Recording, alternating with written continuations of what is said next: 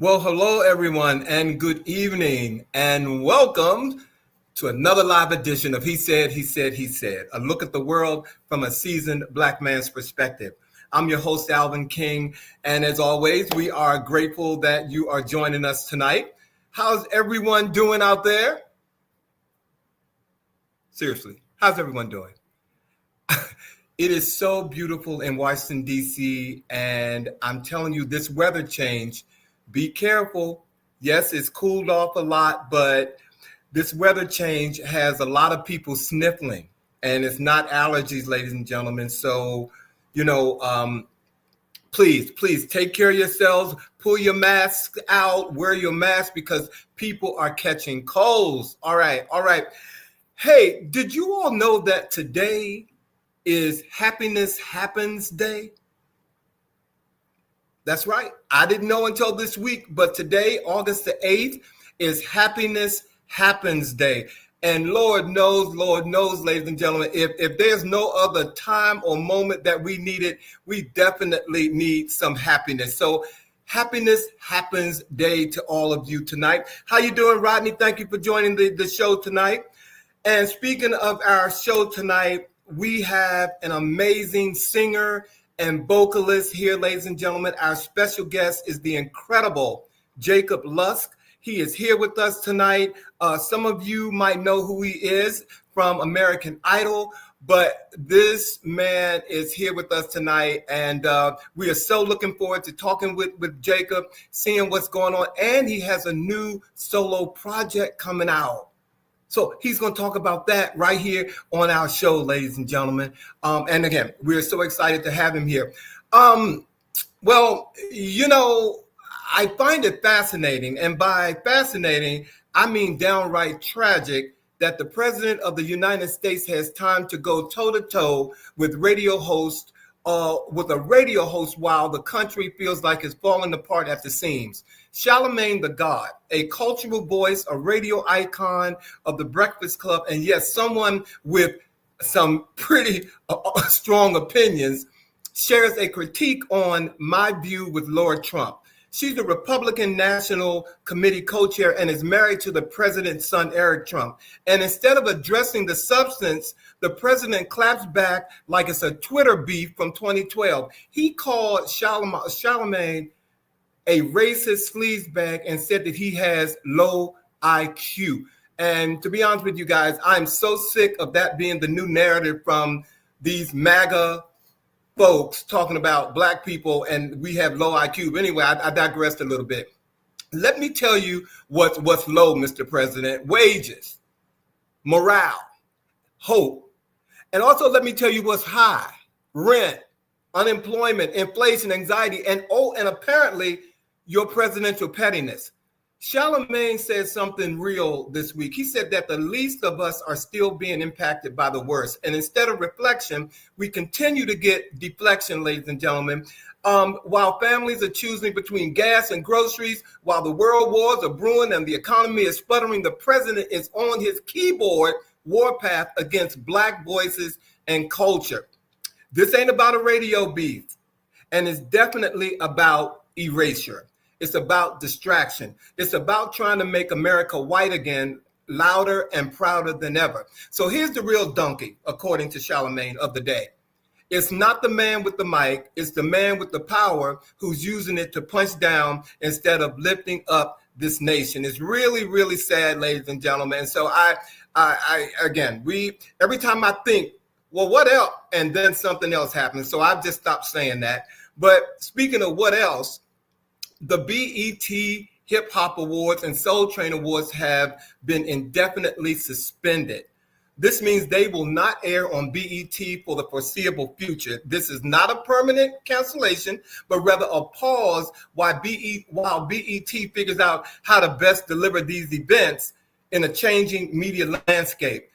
BET CEO Scott Mills stated the decision is due to shifting media consumption habits and a need to reevaluate how to best reach modern audiences. But this is what I know to be true. The award shows are not canceled outright, but they are on hold with no set date to their return. I really don't know what that means, but that's what they're saying. BET is actively exploring new formats, platforms, and strategies for the events, potentially moving away from traditional linear television broadcasts. Does that mean that they expect somebody like Netflix or Prime to pick up the BET Awards? I don't think so, but we shall stand down. The decision reflects the broader trend of declining linear viewership. It's about money and the rise of digital streaming platforms. But on the real, these shows were important platforms for us Black folk and our Black music and our culture, and their absence will be felt by fans around the world. And over the last 7 to 10 years, if you ask me, the BET Awards and the Soul Train Awards have taken a little turn from what they used to be. I'm not going to go into that, but they could use some help, but not taken completely off the air. So while BET is exploring new avenues, there's currently no indication of what will replace the shows in the short term. All right. So I don't know. I love my music and I want my music. And speaking of something that I want, I don't do this show without these two guys. So if you all are ready, let me get them in here. Let's get on with the chat.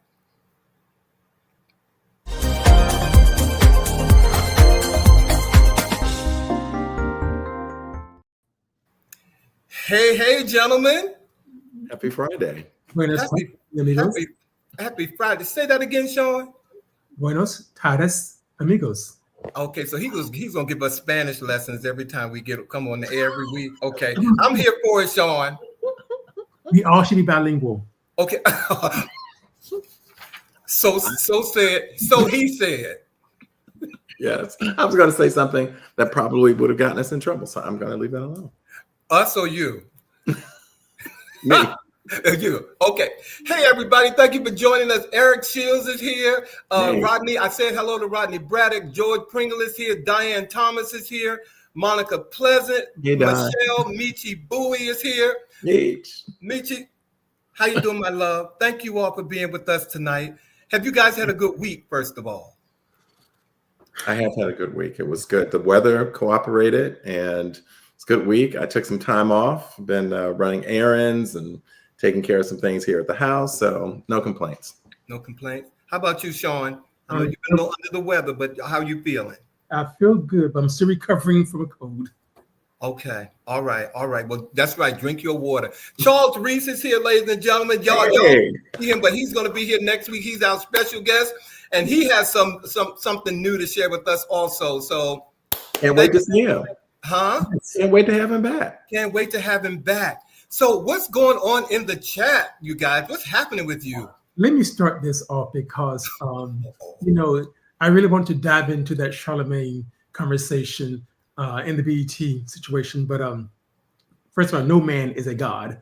But the thing that has been brewing on the internet for a while now is this debate between Black excellence versus Black power. And of course, nothing new. This started with one of my favorite individuals, W.E.B. Du Bois, who put forth this idea of the talented 10th. And so we now are at a place where people are debating, can we have one versus the other? So I'm asking you guys, how do you define Black excellence versus Black power? And my second question to that is, again, this is this code. Are we losing one versus the other, given the differences in culture and political climates that we are in right now? Oh, and viewers, you all feel free to weigh in on that. I'm just going to, Sean, if you don't mind. Sean asked two questions. He said, how do you define Black excellence versus Black power? Right. And he said, and the second question is, are we losing one versus the other, given the differences in cultural and political climates we're in right now? Bobby, I'm going to let you. Well, I think the cover of the book spoke for me in the sense that there is power in Black excellence. I do not see them as being exclusive. In fact, I see there is a great overlap. I think through Black excellence, we gain power, and then there is power in Black excellence. But if I'm to be frank, when I first think of these things, when you first mention them to me, when I think Black excellence, the first thoughts that come to mind to me is just like extraordinary achievement in all fields of human endeavor. Whether, the accomplishments that we have been able to make in a society that has never in any way, shape, or form been set up to support us. And yet we've been able to accomplish at the highest levels of almost every field of endeavor possible. So when I think Black excellence, I think about that. When I think Black power, unfortunately, I think basically as a Black man, and certainly someone who grew up here in the Washington, D.C. area, I think about power. I think about decision making. I think policy making, those things. But I also think ground roots, that we as a people collective have power. I look at the impact of a boycotting of a store, for instance, that chose to turn its back on us. That store has felt it. That store continues to be open, but that store has felt the power of the collective Black community by us saying, you turned your back on us without thinking about it, and we are not going to give you our money. So, but Alvin, let me ask you, because part of this stemmed from people seeing athletes, celebrities, as being the example of Black excellence versus Black power, in a sense of what we saw in the 1960s, for example, with leaders like Dr. Martin Luther King Jr. and Malcolm X and Sophie Carmichael. Now, I think Bobby is correct regarding Black power, but do we really have Black power in the way that we had it in the 1960s? Did it end in 1965 with the Voting Rights Act? Alvin, what are your thoughts on that? See, I don't know why he asked me, because he said like I was born in 1960 or something like that. I don't know why he went to me and asked you weren't born in the 60s? I was born in 1959 to be exact, right before the segregation ended. Okay, but you weren't politically active in the 60s. Right after, but I wasn't politically active. But let me answer the first question, or if I may, about how do you define Black excellence and Black power?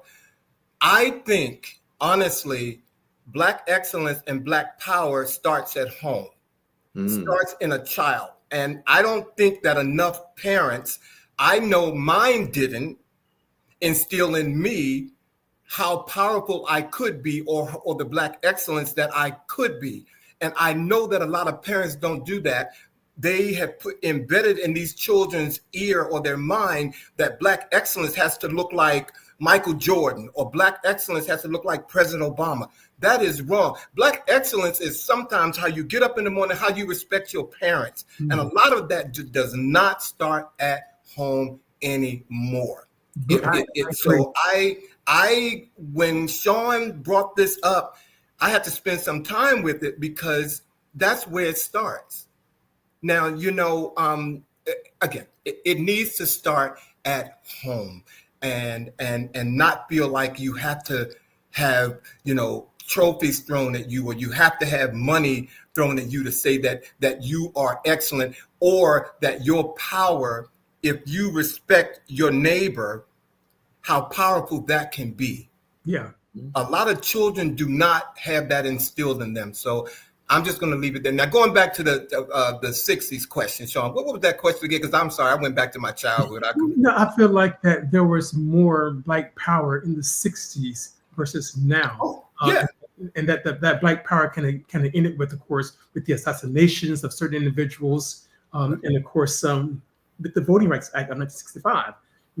What have we seen in a sense of Black power since then? It hasn't been on the Supreme Court. It hasn't been in the White House per se, because Barack Obama was not a president for Black people. He was a president of the United States of America, all Americans. So have we?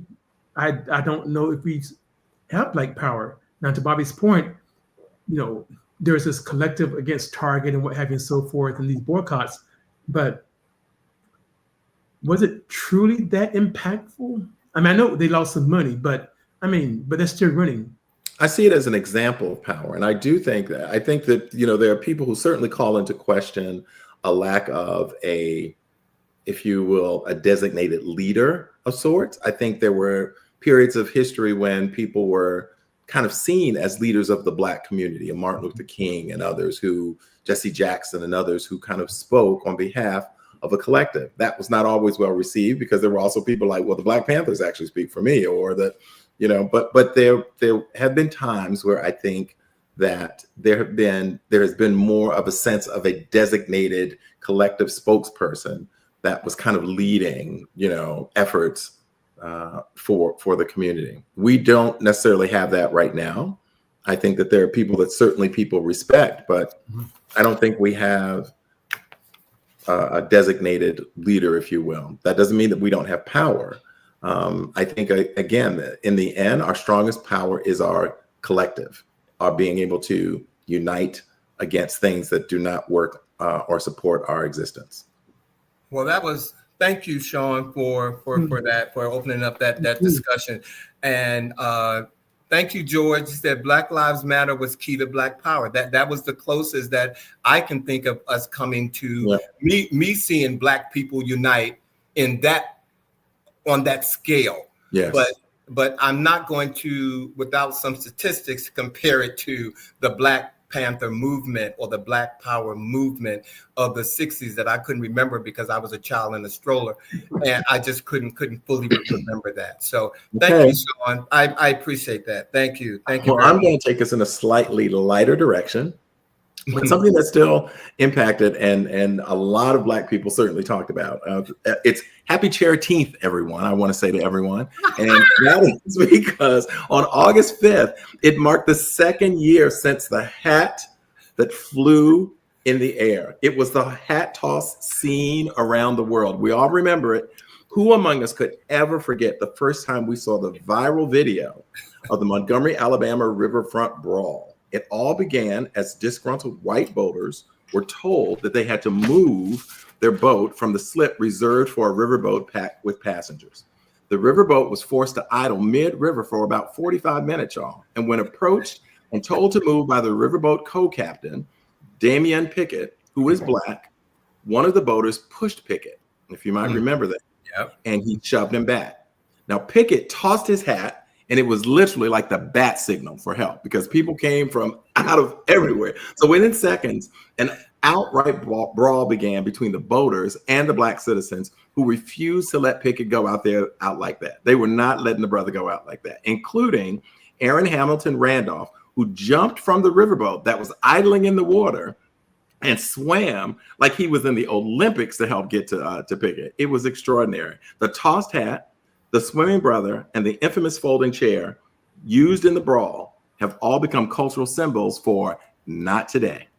Several boaters were charged with misdemeanors and fines, while Richard Roberts, who actually threw the first punch, served jail time. And I want to close with what I thought was one of the funniest recent things about it very quickly. Essence Magazine had a little ditty about the chair, and they said, "Swing low, sweet chair. August 5th, 2023 is a day we will never forget. The ancestors were summoned to Montgomery, Alabama for what will forever be remembered as Fade in the Water. Today, we reflect on the bravery, courage, and pure strength of those who swam, jumped, and leaped with the power of Harriet, Frederick, and Malcolm. May we forever remember that a chair is still a chair, even when no one is sitting there." You better go ahead. Look, ladies and gentlemen, look. And looky there.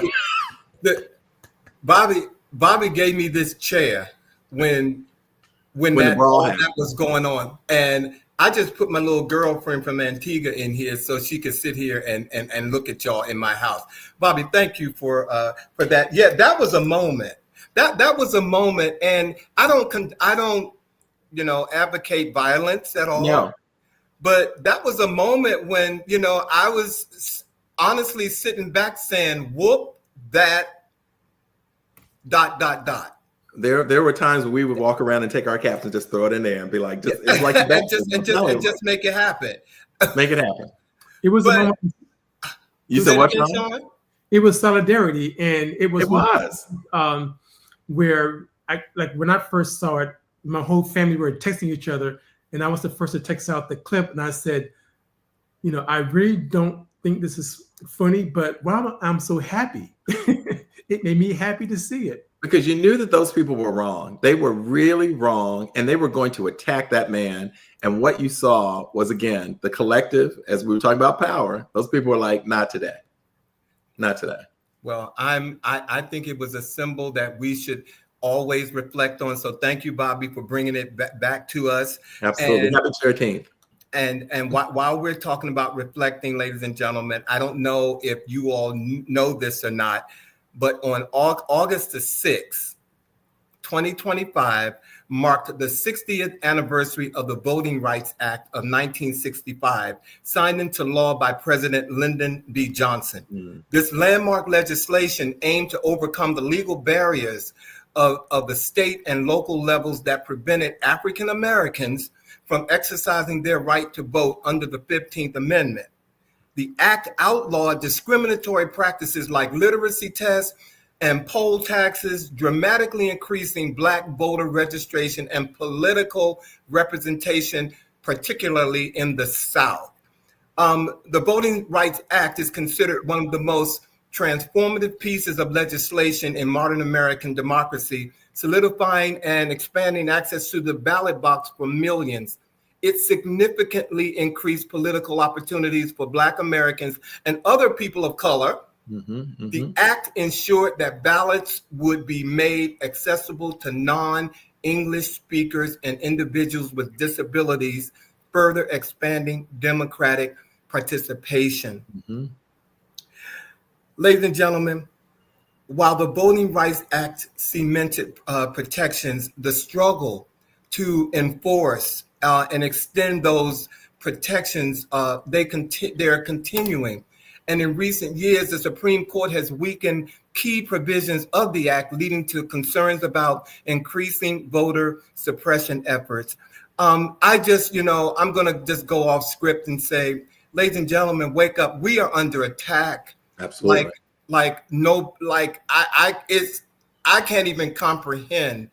Absolutely. 60 years. I'm 66 years old, and all I've ever known is that I have the right to vote. And so now you're telling me that that's being taken away from me because of this climate that we're in. I just wanted to share that as a point of reference so that people can open their eyes and their minds to what is happening right now. Absolutely. And use your power.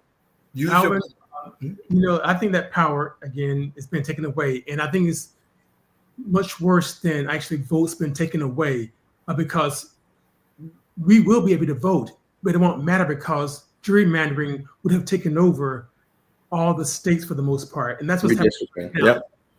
Jasmine Crockett they're trying to gerrymander her out of her district, out of her seat. Right. It's happening in Florida. It's happening in Alabama. Okay, now we do have people like Gavin Newsom in California who say that, okay, if Texas gerrymanders the state like that, then he's going to gerrymander the entire state of California, which would give Democrats the win in the House. Yes. So, and I'm like, go for it. Use that power, if you will, because voting isn't going to matter anymore. Because when you gerrymander us out of a district, what does that vote matter? It's so. Well, you got to wake up to know what's going on. There's a lot of people who I feel have their head in the sand. Absolutely. And that is the nature of this show. And, to be a resource to what people may not know, go out and tell other people because the struggle is real. It is definitely real. And very important to remember that, it has not been that long since we've all had the opportunity and the actual right to vote. So it is important, and we need to pay attention to both midterms and local elections. Okay. Well, ladies and gentlemen, we promised you we're going to shift gears. We're going to shift gears, ladies and gentlemen, because I told you that we have a very special guest with us tonight. And you know what? You guys, I'm gonna be honest with you. This person made sure that he was here with us tonight, ladies and gentlemen. So, Bobby and Sean, if you all are ready, can I go ahead and introduce him, please? Bring him in. We've been waiting for him. Ladies and gentlemen, and Dr. Toole, thank you for being here tonight. Thank you. We appreciate you being here. He's been called a vocal powerhouse, a soul-stirring performer with a fearless, creative voice. From his roots in Compton, California to the global stage, Jacob Lusk has captivated audiences with his rich gospel roots, electrifying presence, and unapologetic authenticity. You know him from American Idol, from Gabriels' genre-defined sound, and now he's stepping into his solo era with even more fire. He's shared stages with Elton John, toured with Harry Styles, and just lit up Royal Albert Hall, you guys. So tonight, we bring you the one and the only Jacob Lusk for the Jacob Lusk Experience. Bring him in, bring him in, bring him in. Voila! Buddy, how y'all doing? Jacob, wonderful. How are you? I am okay. Pardon my appearance, pardon my tardiness, pardon everything. Yes. You're here. You Safe and sound, and nobody knew about a tardiness. we didn't tell him. We don't let them see us sweating, brother. No. We did what we do, but like I said, you went through high waters and what you needed to do to get here. So welcome to He Said. Thank you for having me. Okay, so you want to take a little breath, Jacob, because I'm glad we're here. I refuse to be the late black man. I refuse to be. Yeah. Anyway, we're here. You are here, which is what's most important. And after looking at some of those headshots, like that costume with and that black hat, who's gonna deny you? You're good. So, okay, Jacob, I'm going to go ahead and start it off because we want to make sure that we get through all of our questions with you tonight, Jacob. So I'm just going to, go right into, I'm going to talk about your career, your artistry, and the evolution in these next couple of questions. So again, welcome to the show, Jacob. So from Compton to the world stage, how would you describe the journey, if you can put it into a few minutes, from being raised apostolic and singing in church at age 5 to performing at Royal Albert Hall this year? Can you kind of condense it and give us an idea of what that was like? Unexpected, miraculous, but also I don't think we give ourselves enough credit in our journey.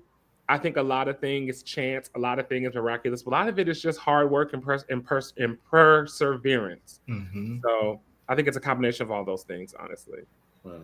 Well, what was it like? You grew up, apostolic.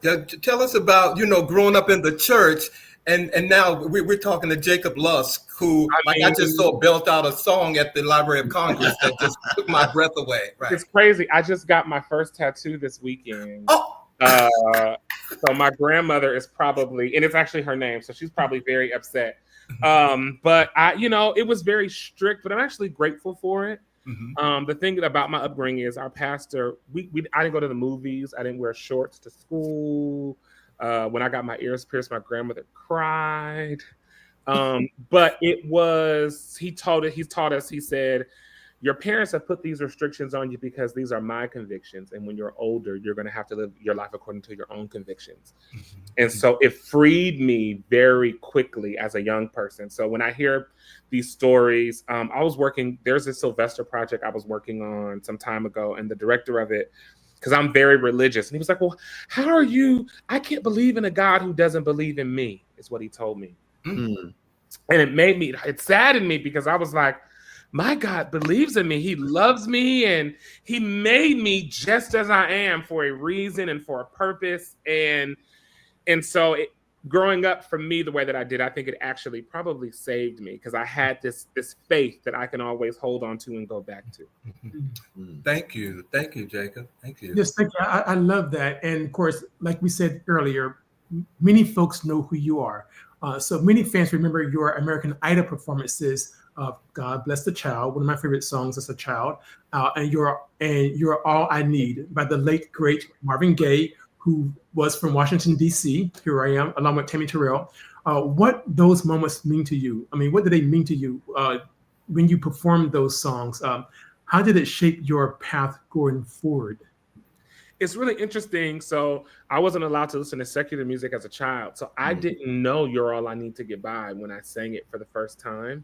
Mm-hmm. And it's interesting, though, because that music, it sat so well on me. It sits just like, oh, this is my music. And I think it's something about our music that it sits in a place that you can't explain, that you can't articulate. And that music does that. It hits you in the heart, it hits you in the soul, and it it fits like a glove. It fits like a suit that you've had for 10 years. I can't. Wow. And I'm grateful that I've been allowed to sing those songs really around the world. Mm. Well, It's amazing that you weren't able to listen to the secular music, and yet you are able to channel some of the greats, as Sylvester, Billie Holiday, of course, you know, Diana Ross, Luther Vandross, that you've been said to channel these people through your performances and so forth. So one of the things I'm curious about is, given that you weren't able to listen to some of those artists, who ultimately would you say have been your biggest musical influences, and how do you incorporate that inspiration into your artistry? Karen Clark Sheard was a huge inspiration for me. The Clark sisters, Shirley Caesar, BB and CeCe Winans were everything to me, because it was the first time because I feel like they sang kind of like pop singers. Day by day, no more reaction. You listen to everything my heart beats is yours. That duet album of theirs was incredible. Yes. You know, so it's a for me, I think, and I also think just life. I think the difference is there are a lot of singers who I listen to and who I probably do emulate. But when I sing, I'm really trying to channel the divine and channel the energy in the world around me. Mm-hmm. So it's really more just letting the voice and the thing do the thing. And that inspiration comes from the world. It comes from my family. It comes from my friends. It comes from really the life that I've led, and just letting it do it. And when you think of Marvin Gaye and Tammy Terrell, you think of like their story and how they sang. I believe their life is what made them sing like that. If you think about Luther Vandross, I don't know if you saw the Luther Vandross doc, but at the end of it, they talk about his song "Any Love." Everybody needs a love, no doubt, and how he didn't have it, and how he that was one of his very few songs that were autobiographical. And I think singing from the place, or singing from that place, is what those people did. And that is what I hope to do, and I hope that I'm doing. Absolutely. Yeah, I think that you are. And when you talk about those gospel artists like the Clark sisters and what have you, to me, they were crossover artists in a sense, you know, because they were living their authentic lives, if you will. They were putting that stuff out there. But you have gotten praise from people that you have worked with. So you work with Elton John, you work with Harry Styles, and like I said, you earned their praises. So what have you learned from those collaborations? What I've learned is to be kind. Like every person, I've done backgrounds for Diana Ross. I've worked with Lettucey. Everyone that I've worked with that's been extremely successful, they're all extremely kind. They have really great teams around them, and they've had the same team for dozens of years, tens of years. And they also help other people. Elton John's helped me, Harry Styles has helped me, Diana Ross, Lettucey. You know, these are people who've kind of grabbed me and said, hey, whatever you need, little black boy, come on, I got you. So, yeah. Well, I'm going to, first of all, real quick, because we live. Jacob, do me a favor and lower your camera just a little. There you go. There you go. You good. Because no, I was trying to be all smooth and like, okay, let me ask Jacob to lower that camera. Hold on. Rodney Bryan said many of Luther's deep, unreleased songs were autobiographical. Listen to some of those mid-tempos to slow songs. He was crying out about what he didn't have in his life. That is true. And Dr. Toole said, what about the young people and others who hear the strict messages of strict religions as condemnations? How do we reach out to them or suggest to them? How do you separate God from religion? Ooh. I think, well, there's a few things I want to address in that. So I'm on this like soapbox. I haven't done a lot of interviews and stuff like that, but I was really excited to do this with three, I think, same gender loving men. Oh, you good. Go ahead. You good. I wasn't sure. Mic drop. Okay. I wasn't sure. Okay. I think it's so important that our young people see us and see me, right? So I'm a little older. I won't say my age, but for me, I didn't have people to look up to, and the people that I looked up to didn't necessarily live lives that I could replicate or that I wanted to replicate, right? Mm-hmm. And even now for these young people, that's what they want to be. They say they want to be a social media influencer, right? Mm-hmm. When I was younger, it was a doctor, it was a lawyer, it was a this, it was a that, right? But now they're looking up to the people that they follow on OnlyFans and on Twitter and on Instagram. So who can I look up to who has faith, who, you know, maybe he isn't naked all the time. Maybe he wears a suit sometimes. Maybe, you know, he wants to get married. Maybe he believes in monogamy. Maybe he doesn't. That's not to attack anybody else's life choices or whatever they decide to do. But for me, it's really about being a living, breathing example for people. And doing the shows with Harry Styles changed me. So Harry Styles is a white guy. He's from England. And most of the people who come to his shows are honestly little white girls. And the people at the label at the time didn't think that the tour would be a good fit for us. So our manager fought for us and some other people at the label fought, and we ended up doing the tour. I share that to say, after I did the show, all these little queer white kids were coming up to me and they were calling me their best friend and they followed me on Instagram. And I was like, oh, this is why I'm in this space. And so when you say, how do we get them to unlearn the bad habits, or how do we get them to see the separation? We literally have to live it. They literally have to see it. Like, I wish I saw more people that looked like me when I was younger. I wish I saw more people who looked like me, who were married, who had kids, who were happy, who, you know, and not saying that they don't exist, but they weren't living out loud in a way that I knew exactly who they were and I knew exactly what they were doing. Like, I didn't know. And so for me, that is the solve for it. The solve for it is more people like me coming out and being true to who they are, saying who they are, and not being afraid to go after what they want. And in that, I'm meeting so many young people and telling them the same thing.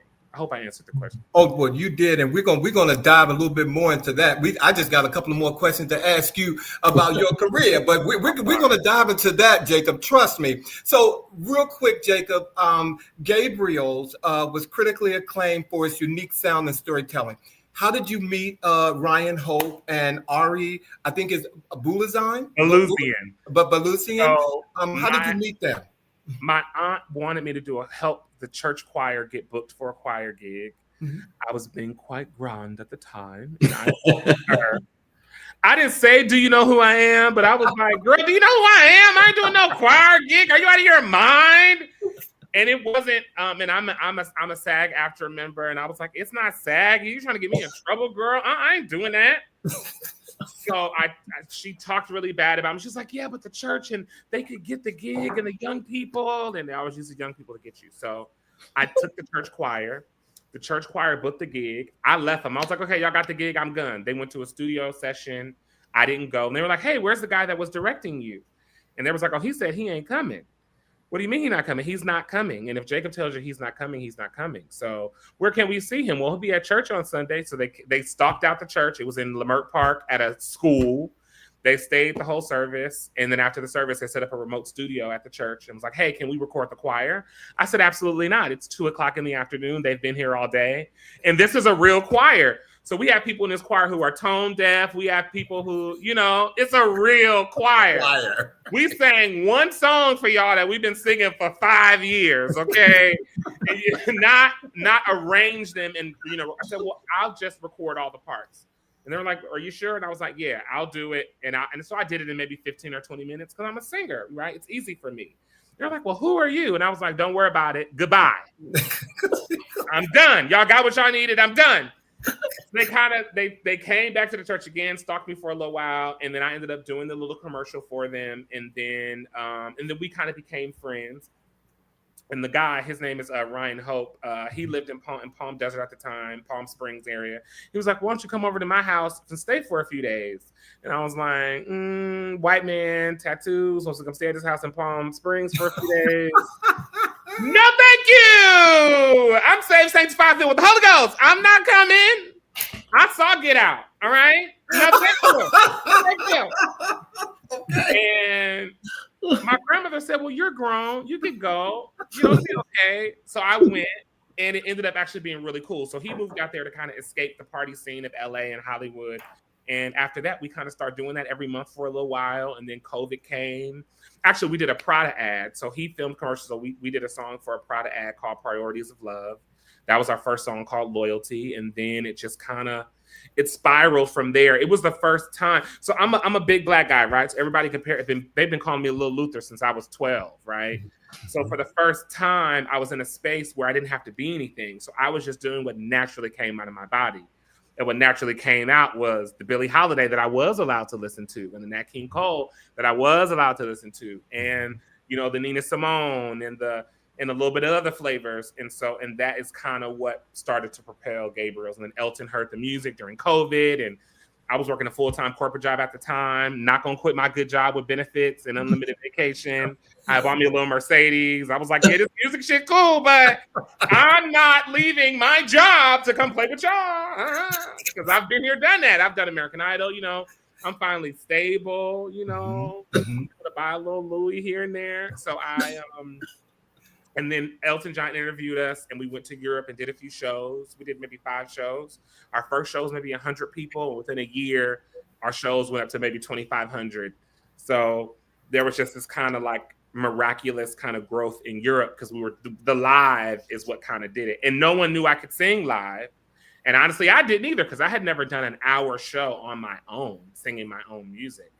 But I guess if you could make it in black church, in a storefront church with just an organist and a piano, you could probably make it. If you could probably make it anywhere. So, well, see, and I just wish you had a little more energy. Yeah, I'm not feeling it. Like, I need to. You are hilarious. I love that. Go ahead, Bobby. I'm sorry. I was just gonna say, you've got a debut album. Solo album about to come out it's Parlophone Warner Music. Yes. And so the question is, with this new debut album, are there themes and stories that you're excited to tell about Jacob? There are. I feel really blessed. I'm gonna sound really churchy. I feel very blessed of the Lord. Holy sanctified, even. I feel very blessed of the Lord. So I'm closer to 40 than I am to 20. I will not admit that to anywhere else, but here, praise the name of the Lord Jesus. We won't tell a soul. Okay, you heard it everybody, okay? And I am so lucky because I have a great label and a great team of people around me who every day they tell me to be myself. They tell me to, whatever I want to do, whatever I want to be, I'm allowed to be that. And in the music, they have pushed me to do that. And so I've been recording music now for a couple years, and I've recorded so many songs. Like, we can go over here, we can go over here, we can go to Saturn, we can go to the moon. So I have a song on the album called Fighting Blind, which I really love. And say the name again. It's called Fighting Blind. Fighting Blind, okay.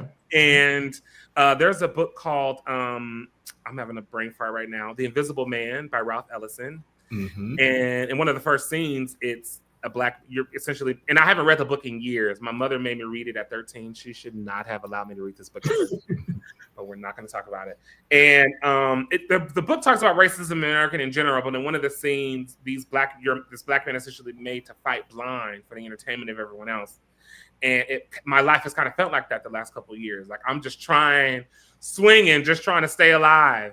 If I lose someone else, I'm going to lose my mind. And then there's another part of the song where I talk about, I want somebody who's going to stay in my corner, won't leave. When things get hard, we will agree not to give up on each other. It's really just my life as, I don't even say this often, but as a black gay man navigating the music industry and really the world, because there are not a lot of me's in the music industry. And the ones that are wearing a full face of makeup, or got their butt out, or they thirst trapping all over Instagram. And I can thirst trap too. Praise God. Don't be deceived. But that's not what I'm about. Like, what happened to Whitney and Diana and Patty and Luther and the excellence that we were. And so that's what I'm about. Well, Jacob, I'm going to end this part of the interview real quick, because we want to talk about, identity and expression and representation, but that all the 4 of us can identify with. But Jacob, you've been part of multiple musical worlds: gospel, pop, soul, classical, crossovers. Where do you feel most at home artistically? Honest, so this is the thing about me. So my family didn't really encourage me singing. I was a bit of an academic. Like, I scored like a 1460 on the old SAT. Well, I'm telling my age if I took the old SAT, but we won't tell nobody. And I think I got like a 94 on the ASVAB. So my mother was like, you're going to be a smart little black boy. And you're going to go do this. And this music thing was not something they encouraged. So for me, I'm happy anywhere I'm allowed to sing. Like if I'm in the choir, I'm happy. If I'm teaching people how to sing, I'm happy. I just want to sing. I want to be in the choir. I want to be a choir director. I didn't want to be a lead singer. And I think, and this is what I will say, and not that you asked me this question, but for people who desire to do music, I think it's important to understand, and I don't want to shoot down anybody's dreams. Everybody is not going to be Beyonce. Everybody's not going to be Luther. Everybody's not going to get signed to Warner Music. Everybody's not going to tour with Elton John. So you have to find, I have a friend now, she does music and she's kind of struggling because she's getting older. It's not happening for her. And she'll sell her body parts to make it. And it's not happening for her. I'm like, girl, you got to find some peace. You got to find some joy. You got to find some happiness, because if this doesn't happen the way that you want it to happen, and I'm not saying that it's not, you're going to be miserable. And a lot of people are doing it for the wrong reason. So you really have to find your love for music and let that carry you through, so that if it does not happen the way that you think it will, if it does not go the way that you want it to go, and not saying that it's not, you haven't lost your life. Even for me, I didn't date for a long time. So I'm in a place now. I'm like, you know what? Actually, I want to get married. And I'm not going to wait until I have 10 Grammys to do it. And I'm not going to wait until my life is over to do it. I'm not going to wait till I'm shriveled up and can't breathe anymore to do it. So you just find your joy, whatever it is, however it is, and go. And go for it. And let that be what it is. And if you end up at the Grammys, then great. But if you don't, have the integrity that you treat, and I tell everyone that knows this about me knows this, I treat everything like it's the Grammys. If I'm coming to sing at your church, I've had several rehearsals. I planned my outfit, even if it's jeans and a t-shirt. I planned my outfit because I was like, this will be appropriate because the people won't think I'm too grand if I wear jeans and t-shirt. Like, I treat everything in that way, and so I never lose out. And it prepares me so that when I get to these bigger places, I've been living like this always. Sorry. No, don't be, because you just spoke to one of our opening conversations about Black excellence. Ladies and gentlemen, that is Black excellence right there. Because I posted earlier this week, just because you show up in a room don't mean that you arrived. And so, I'm sorry, Sean, you can go ahead and continue, because Jacob got me passing the plate. So go ahead. I don't know what's going on. I love it. Jacob, because you got me thinking as well, because I do a lot of reading and what have you, and there are two recording artists, Aretha Franklin and Whitney Houston, and the thing that stands out for me about their history is that producers have always said they love their voices. Whitney loved her own voice. Aretha loved her own voice, and that's what I'm getting from you. And this is a different segment though. Alvin talked about identities. So this is where we are right now. So let me get right into this. As a sane and living Black man in the music industry, how has your identity shaped your journey, both your challenges and your triumphs? And I'm going to tweak this a little bit. Your voice. Talk about your voice in that as well. So I'll start with my voice. As a younger person, I literally asked the Lord, because I had a very high-pitched voice all my life. I've always ended up singing really, really high. Right. And I'll go a little further. I was shaped a little differently. Praise the name of the Lord Jesus. And I said, well, God, why you make me like this? Why I couldn't be a box like everybody else? Right. Why did I have to be all that? I didn't know that it was a blessing from the Lord. I didn't know. Now that I'm older, praise God. Hallelujah. I didn't know though. We're gonna praise God all day. Go ahead. Oh, in all things, give him thanks. Okay. Because what you know, you know. No, I asked the Lord, and I asked him as a young person, because I was like, I want to be normal like everybody else. And he was like, I made you this way for a purpose, and you'll see. And so I was like, okay, cool. So then with my high-pitched voice, I kind of started to become okay with that, right? That was that part. And honestly, I wasn't a very good singer as a young person, because I have about 4 or 5 octaves in my range without a break, but I didn't know that was a good thing. and I didn't know what to do with it. So now that I kind of know what to do with it, I'm like, oh, that's why that was that, right? And please ask me your question again because I got lost in the song. So as a single living Black man in music, how has your identity shaped your journey, both challenges and your triumphs? So it was hard because I did not have people to look up to, right? The only person who was close to was Luther, and Luther was in the closet. So I would have Black people in the music industry tell me, don't tell anybody, keep it a secret, be Luther. So when I first started doing music, I had girls on stage with me all the time. My deal with my first manager, our word was get the panties. So I was singing R&B music, and the goal was to always get the panties at every show. So how would I get the girls to give me their panties? That was literally what how it started, right? That was what it was. I have a song called Condensation, okay? Please don't look this up, but you probably will. It's called Condensation. I have tried to scrub it from the internet, okay? Because it is a nasty, freaky song about me doing to some girl. I never had sex with no girl! You get the picture. Okay. So that's how it started. And then being on Idol, even that was a thing, right? So I'm very religious, got a little sugar in my tank. The other thing is, and this is not a gay thing, a lot of industry people want us to be a coon. I'm not going to be a coon for you. Mm-hmm. And especially as a same gender loving Black man, they want me to be a housewife. And I'm not one of the characters on The Housewives of Atlanta. Right. I'm not a character from Love and Hip Hop, and that's no disrespect to them, but that's not who I am. Right. That's not what that is. And so navigating that. So I would be, we would want to do a music video, and they would want me to do things with boys and girls in the video. They would want me to do illicit things in the video. I was like, well, straight people ain't doing this. Why are you asking me to do this? Oh, well, we're trying to counteract the little sugar you got in your tank. So when Gabriels happened, it was under a pseudonym, right? So I was allowed to just be myself. Mm-hmm. And they didn't see my face for a whole year. So we put out music and no one had seen my face. Wow. So when they finally saw my face, we did a show called Jules Holland during COVID. Even my first video that I put out saying, hey, we have music dropping. It was a cartoon that I made on my iPhone. It was that little animatron thing. That was my first video I ever put out. And then after that, my first time they saw me was with Jules Holland. I had 6 background singers, Black women, dressed.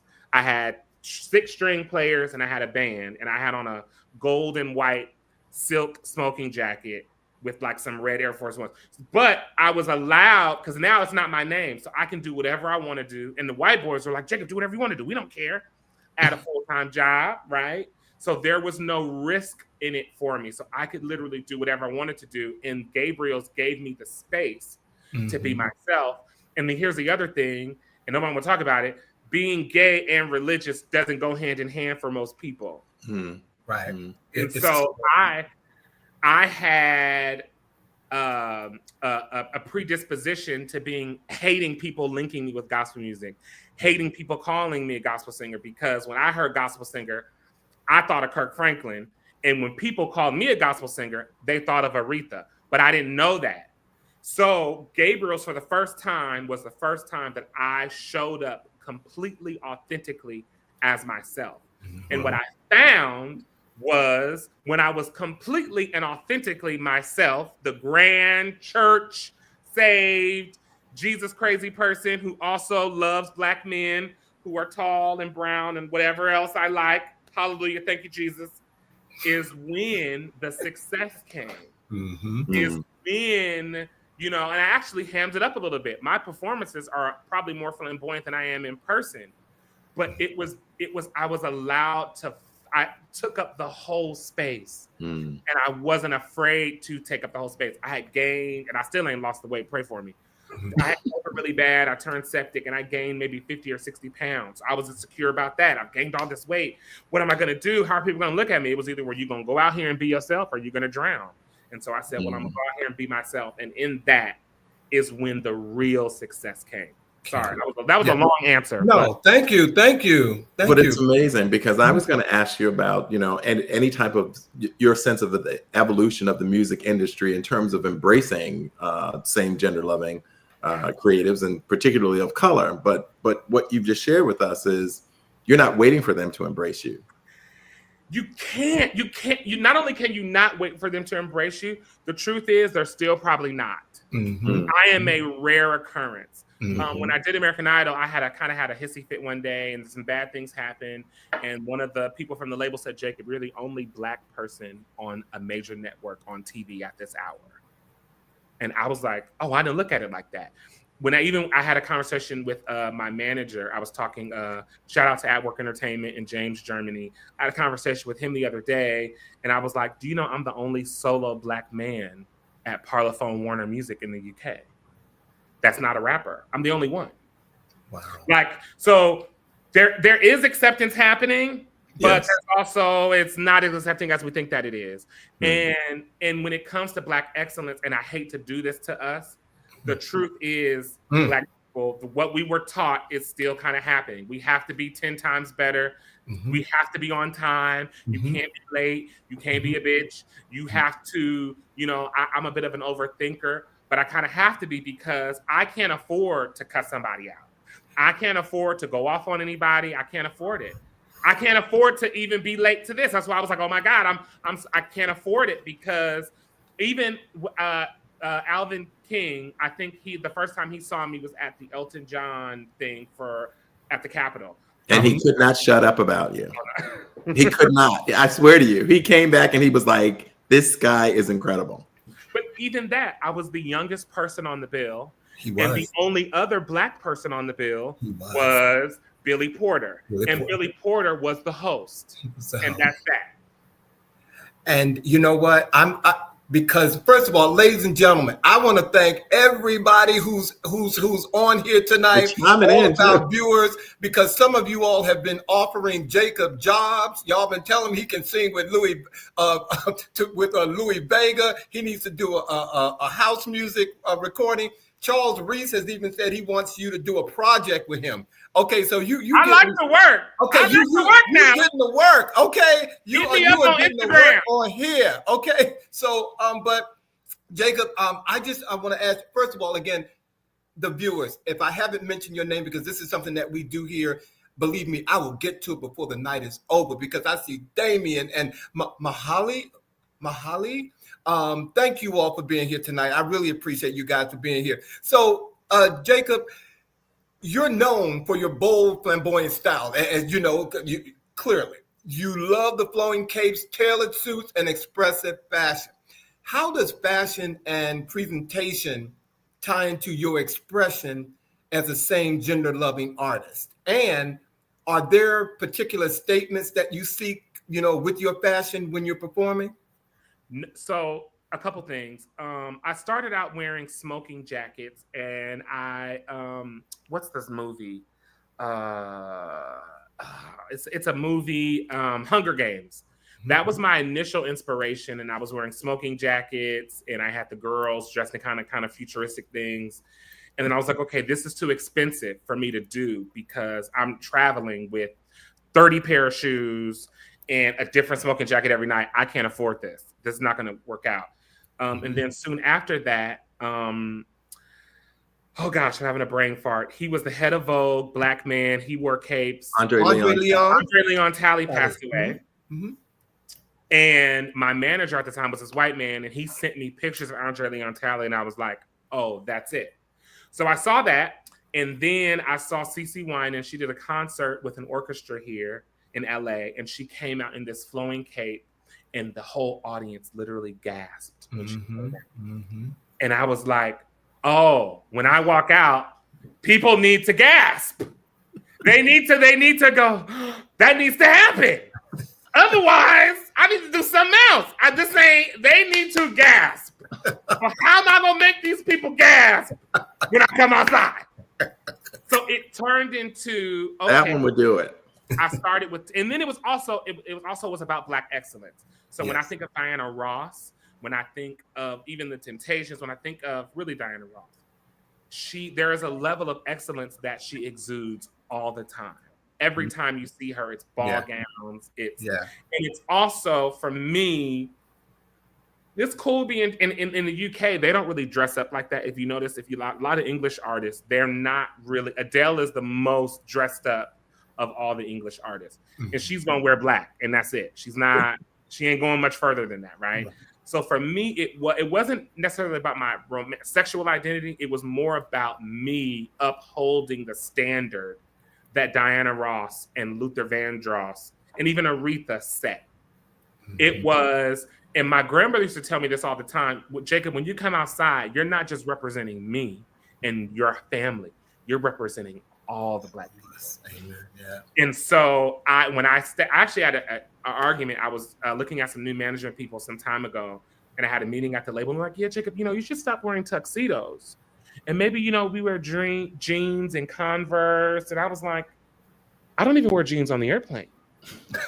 Like, this is chambray. Okay. And I just got off the plane. Okay. Like and it's not because I don't want to, because I'm from Compton. I'm a basketball shorts and Jordans kind of guy. Right. But it's just for the culture. For the culture. These young queer kids, when they go to the balls and stuff, this is what they're aspiring to. So I need to show them that this is real life. This life that you're dreaming of, you can actually do it. So when you come to my show, no, I'm not wearing jeans or sweats. No, it's not happening. I got on a red bottom. I got on a tuxedo loafer. My capes are lined in silk, literal silk, okay? And it's Oscar de la Renta brocade. It's not a game. And it's not because I'm trying to be better than anybody. It's I want you to come and I want you to have an experience and gasp and do all those things, but also know that I'm representing us and I'm representing us well. And I'm representing you. Like, I'm here to serve you. I'm here to give you a show, but also, I love it. Yeah, and I get it. It's, to me, that's kind of historical for us as the Black people, that when we leave the house, this is where we begin with Black excellence. Alvin mentioned that earlier at the top of the show. You kind of answered this next question a little bit already, but feel free to go deeper if you will. Yeah. So Jacob, what does authenticity mean to you in the industry? Excuse me, I'm getting over a cold. And how has it ever been difficult to stay true to yourself? Staying true to myself is a constant battle. I battle with it every day. Finding the balance between, because it's music, right? You want to be successful. So it's finding the balance between what the label likes, what people like, and what you like. And where I'm in a place now where I want to do what I like, But the story I tell myself is that if I do it so well, they're just gonna have to accept it. They're gonna have to take it. I'm gonna do it at a level that's better than anybody else is doing it, and they ain't gonna have they're gonna have to. They're gonna have to just deal with it. They're gonna have to take it. They're gonna have to do it. And if they don't, they can go suck a rock. But if I just do it at that level, then it will yield the results that I want. It's interesting too. I'm an overthinker, and a lot of times I think we talk ourselves out of having what we can actually have. Saboteur. And I don't even mean it in the music, even in our lives. We talk ourselves out of that relationship. We talk ourselves out of that situation. We talk ourselves, he don't really want me, or he wouldn't want that, or the music, the label's not. Even with I have a new management now, and I was really nervous about it. And it's the first time I ever had a Black manager. My head of my label told me I should get a Black manager. I brought this man in there, and they loved him. So it was just like, oh, Jacob, you tripping. You can have all of the things that you want. Don't be afraid to just be yourself and do it. Yeah. Wow. Jacob, your story, you kind of mentioned a little while ago the importance of representation and the kids seeing you and seeing the level of excellence and so forth. So it's obvious that you understand the importance of representation and how it can inspire kids. Has there been a situation that you can share very quickly of a particular person or young Black creative artist who was inspired by you? So I have been intentional in hiring, not, I won't say intentional, intentional in hiring trans women as background singers. Mm. So every group of background singers, except for my London crew, I've always had a trans woman involved. Now, I know these women already, so let's give some context to it. So I didn't like, ooh, I went on this hunt. Like, you know, these were people I knew already, Right. who were in my circle already. They've worked, they have a certain level of excellence that's really, really high, and I kind of already knew that, so I didn't go that far.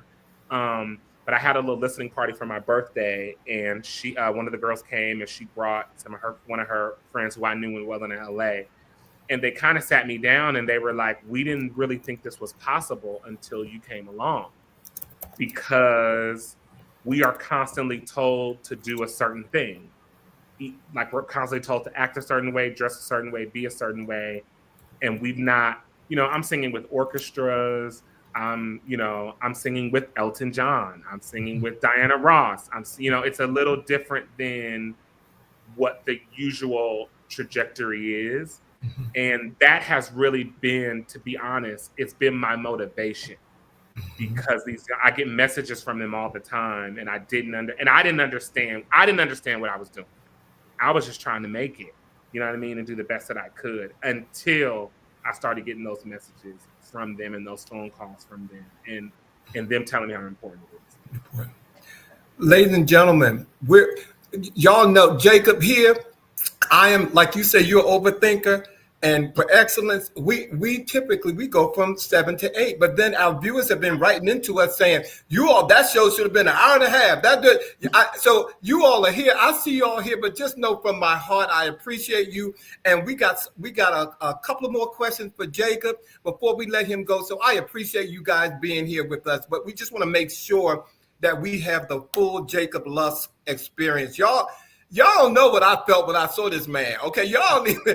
I'm telling you. So by the time this interview is over, y'all can go online and find out where he's going to be performing and go check him out. So we're going to go ahead and go on with our last few questions for you. I'm sorry. Thank you all for being here.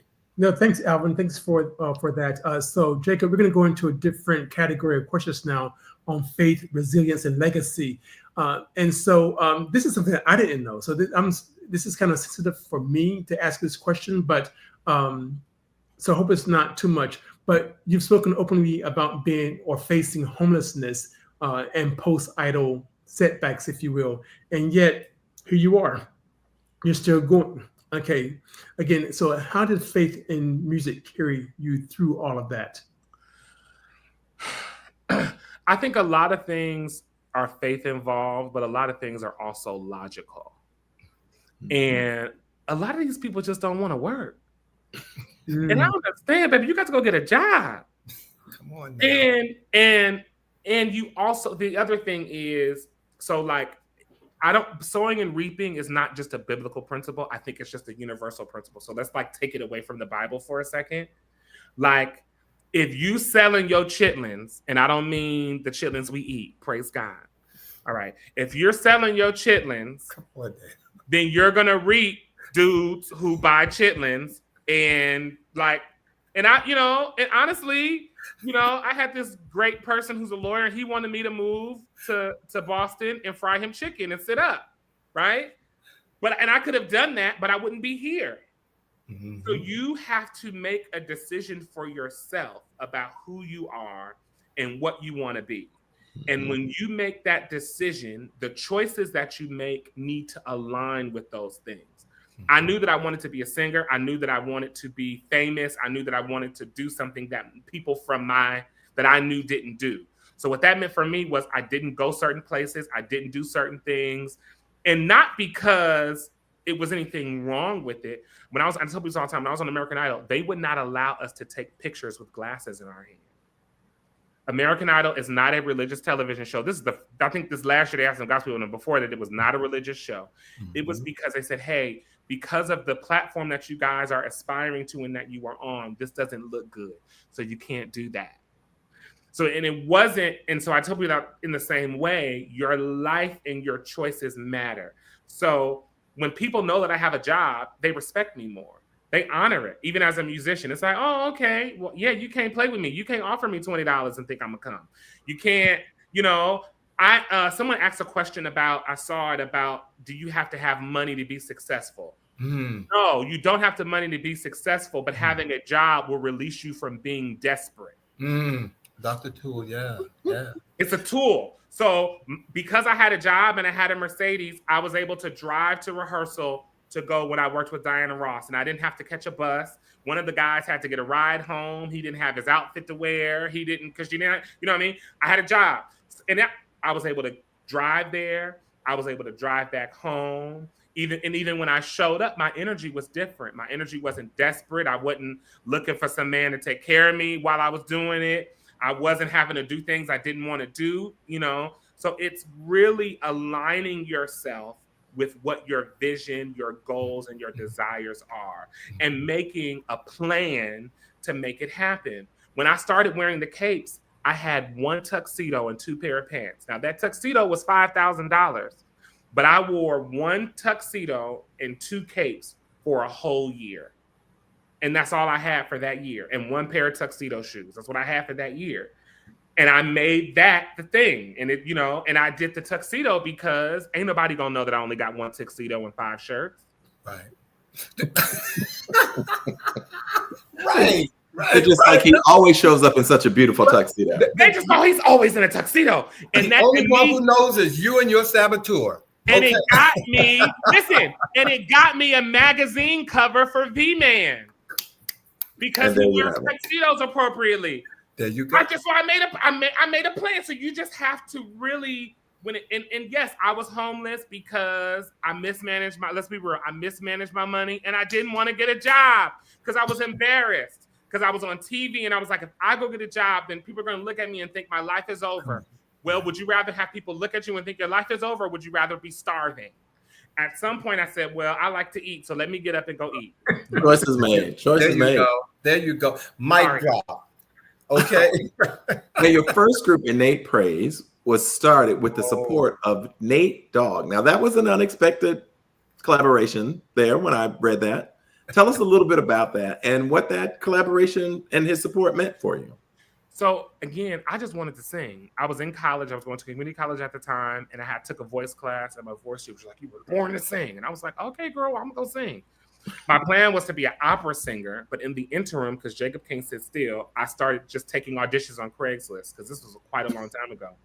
And one of the auditions was for a hip hop artist. I needed background singers. So it turned into him needing a few background singers for a Christmas project. Then it turned into a choir. And then I would ride the train 2.5, 3 hours each way to the studio. This is pre-Mercedes. Pardon? This is pre-Mercedes. This is low. Yeah, I didn't even have a driver's license, y'all. Y'all pray, okay? I didn't even have a driver's license, okay? I would ride the bus and the train 3 hours to get there, 3 hours to get home. And I would do that 2 or 3 times a week. Well, one night I missed the last train and nobody wanted to take me home. So I spent the night in the studio with Nate Dogg, and nothing nefarious happened. Praise the name of the Lord Jesus. And he was drinking a lot of Hennessy. I thought he was drinking tea. He was drinking Hennessy and Red Bull. Well, he's gone now. That may be part of the reason, but we're not going to talk about that. And so in me missing the train that night, we actually connected, and he became a mentor of mine. And what I didn't know, and this is why your work ethic, and people are always watching you. Mm-hmm. So everyone knew that I was riding the train to and from every day. Nobody offered me a ride. Nobody took me home that night. We ain't driving all the way to the other side of Long Beach to take you home. But he knew. So he had a stroke maybe a year after we started working. And I kind of freaked out. I didn't know what I was going to do. I dropped out of school, and I had kind of put my eggs in this Nate Dogg basket. He had a couple more strokes. American Idol happens. He dies while I'm on the show. Mm-hmm. They wouldn't allow me to go to the funeral. They gave me a shout out at the funeral. First, it was a lot. It's a lot more to the story. But once it was over, his manager sent me files of songs that I had done with Nate Dogg. Mm-hmm. And they had been making plans before American Idol had even happened.